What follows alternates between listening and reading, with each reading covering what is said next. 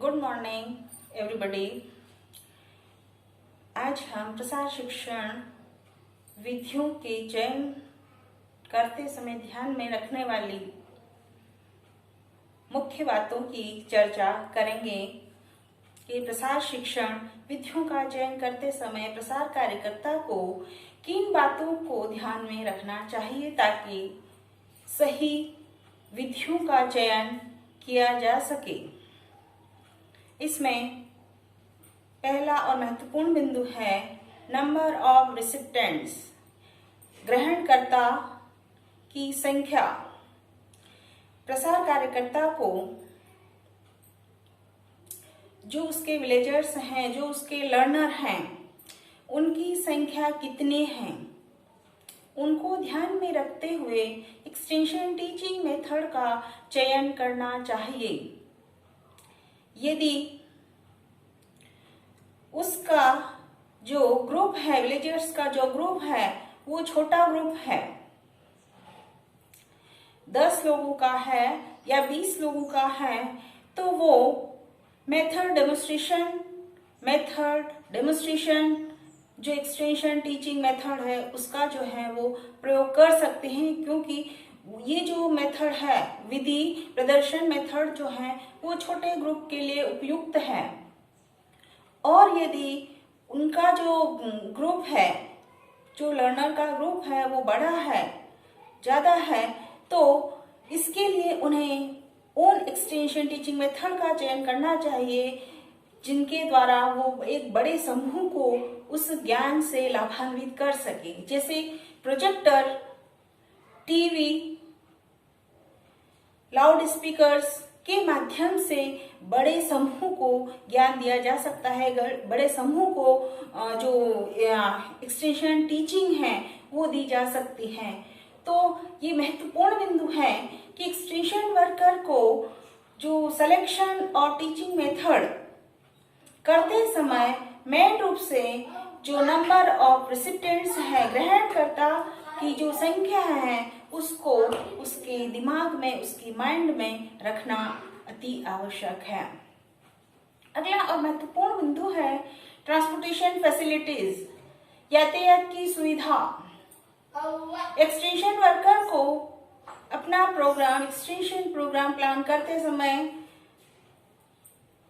यातायात की फैसिलिटी का भी ध्यान में रखना चाहिए, क्योंकि वह जहां पर भी अपना प्रोग्राम कर रही है या कर रहा है वहां पर यातायात की फैसिलिटी होनी आवश्यक है।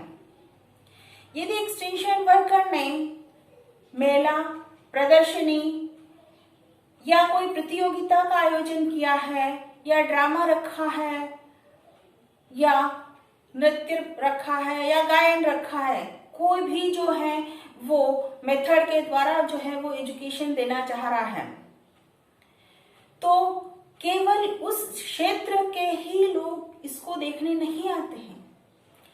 जैसे जहां पर ये मेला लगता है या जहां पर प्रदर्शनी लगती है, जहां पर डेमोन्स्ट्रेशन किया जाता है, केवल उस क्षेत्र के लोग, उस एरिया के लोग इसको देखने नहीं आते हैं, बल्कि आसपास के इलाकों के लोग भी आते हैं। जहां जहां उनको इसका मैसेज जाता है, जिन जिन क्षेत्रों तक उसका प्रचार प्रसार होता है, वहां के लोग भी इन चीजों को देखने के लिए आते हैं। तो प्रसारकर्ता को यातायात सुविधाओं को ध्यान में रखना होता है। उसे ऐसे स्थान पर, उसे ऐसी जगह पर, उसने जो भी गांव सेलेक्ट किया है तो उस गांव में भी ऐसी जगह पर रखें जहां पर अधिकतम लोग आसानी से, बिना किसी रुकावट के, बिना किसी बाधा के, यातायात के माध्यम से वहां तक पहुंच सके और उसका लाभ जो है वो उठा सकें। चाहे वो मेला हो, चाहे प्रदर्शनी हो, या चाहे कोई अन्य मेथड हो जिसके थ्रू जो है वो एक्सटेंशन वर्कर अपना प्रोग्राम जो है वो कर रही है, अपना प्रोग्राम जो है वो क्रियान्वित कर रही है, तो उसका जो बेनिफिट है, उसका जो फायदा है वो अधिकतम लोगों तक पहुंचे। और अधिकतम लोगों तक कैसे पहुंचेगा? जब वहां पर ट्रांसपोर्टेशन फैसिलिटी अवेलेबल होगी, तभी मैक्सिमम लोग जो है वो इसका लाभ उठा पाएंगे, इसका बेनिफिट ले सकेंगे, है ना। अगली और महत्वपूर्ण बिंदु जो है वो है इंटरेस्ट या अभिरुचि। आई बात समझ में बच्चों? किसका इंटरेस्ट, किसका नहीं, एक्सटेंशन वर्कर का इंटरेस्ट या विलेजर्स का इंटरेस्ट है। हम एक्सटेंशन मेथड का सिलेक्शन कर रहे हैं तो किसकी अभिरुचि देखनी है हमें विलेजर्स की अभिरुचि देखने हैं, जो हमारे लर्नर हैं, जिनको हम न्यू नॉलेज, न्यू स्किल या न्यू प्रैक्टिस जो सिखाने जा रहे हैं, उनकी इंटरेस्ट देखना है, उनकी अभिरुचि देखनी है।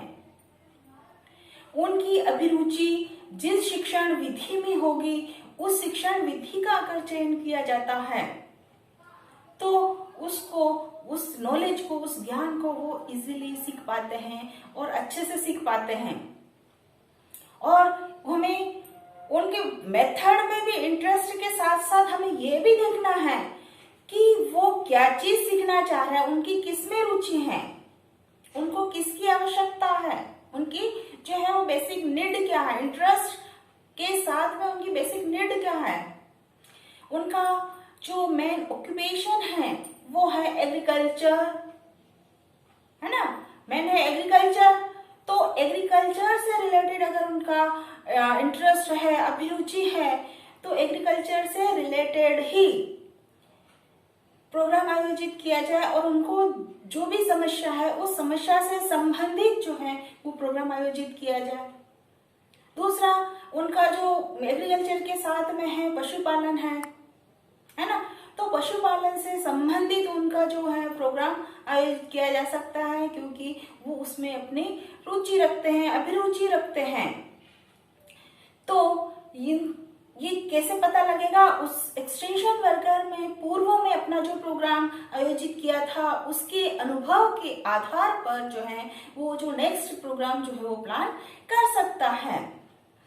तो इस प्रकार प्रसार शिक्षण विधियों का चयन करते समय हम ये एक्सटेंशन जो वर्कर है उसको ग्रहणकर्ता की संख्या, नंबर ऑफ रिसिप्टेंट्स, ट्रांसपोर्टेशन फैसिलिटीज, यातायात की सुविधा और interest of villagers, interest of learner, जो हमारे लर्नर हैं, जो ग्रामीण हैं, उनकी अभिरुचि, ये जो 3 बिंदु हैं उनको ध्यान में रखकर ही उसका जो एक्सटेंशन टीचिंग मेथड्स हैं, एक्सटेंशन टीचिंग विधियां हैं, उनका जो है वो चयन करना चाहिए, ताकि उसको उस ज्ञान को देने में, उस एक्सटेंशन नॉलेज को देने में आसानी रहे और जो है उनका लर्नर है वो भी उसको इजीली जो है वो अडॉप्ट कर सके और उनका जो एबिलिटी टू रिटेन है वो भी अच्छा हो, उनकी जो प्रतिधारण क्षमता है उस नॉलेज की वो भी अच्छी हो। Thank you everyone.